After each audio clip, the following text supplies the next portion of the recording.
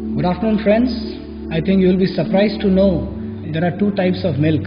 There is A1 milk, which is produced out of Jersey, Holstein, and there is a Indian version of the cow, which is the Desi cow, which has a hump on its back, and that cow is the source of the A2 milk. And this A2 milk is the milk which the rishis, the munis, the saints, and the greatest people of mankind ever have taken it so that their brain gets nourished and so many wonderful things happen in their life.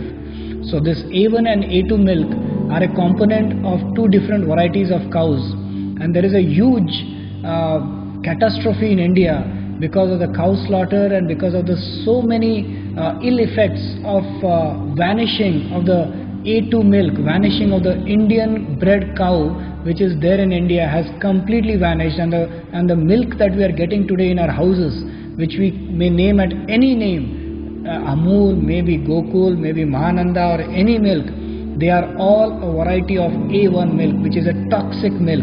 I am a cardiologist, I am practicing in Mumbai, and it makes me responsible to tell all these wonderful people watching this video to tell about what this milk is and how toxic it is for this particular human race. And it is very rightly labeled as white poison in the European countries, and still in India there are great people importing Indian cows from India and getting them to rear in New Zealand, in Australia, in Brazil. But in India we have not got any awareness of this wonderful A2 milk which is there. I would really like to ask if anybody knows, and I would like to just give you some details of it. I start right now. The nutritious A2 milk of Vedic cows with hump versus the milk of humpless Western cows. So A1 milk is toxic casein protein, beta cosmorphin 7, harmful peptide B7, BCM7 of A1 milk, Suryaketu nadi of Vedic cow, fragrant smelling Indian humped cow with sebum glands.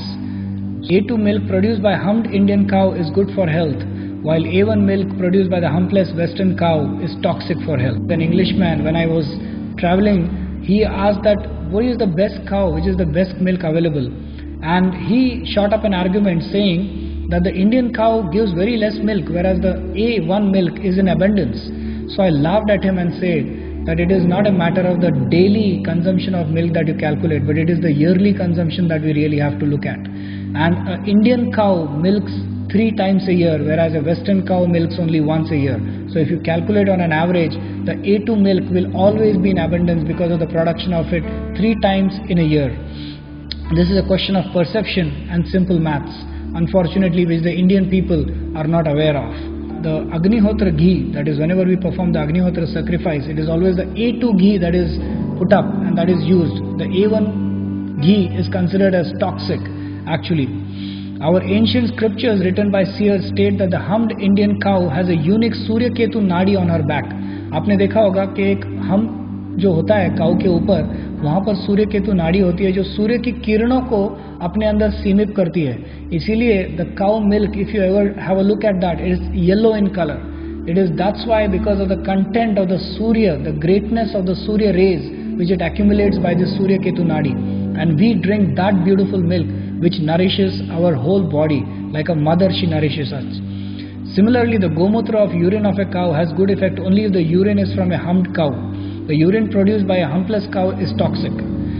So gomutra drinking cow's urine as an elixir, vadakayal. The various problems associated with humpless cow's toxic A1 milk are, I am just citing them one by one: autism, behra hona, diabetes type 1, sudden death syndrome in infants, ulcerative colitis, cardiac problems, multiple sclerosis, mental disorders, Parkinson's, schizophrenia, obesity, arteriosclerosis, intolerance, bloating. Autistic and schizophrenic persons typically excrete large quantities of BCM7 in their urine. Man can live on A2 milk of the humped Indian cow alone. The West is now secretly engaged in smuggling our Desi cows embryos from India.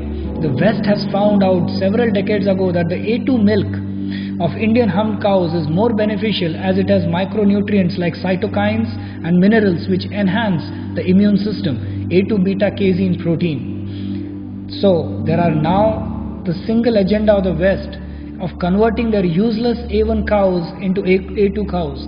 They come to India for embryos of the Punganur cows and the Vechur cows, as a result of which these cows is now almost an extinct. The ghee of Vechur cows was used in Ayurveda to produce medicines and lechems. Even today there is no mechanism to check illegal export of embryos at seaports in refrigerated containers.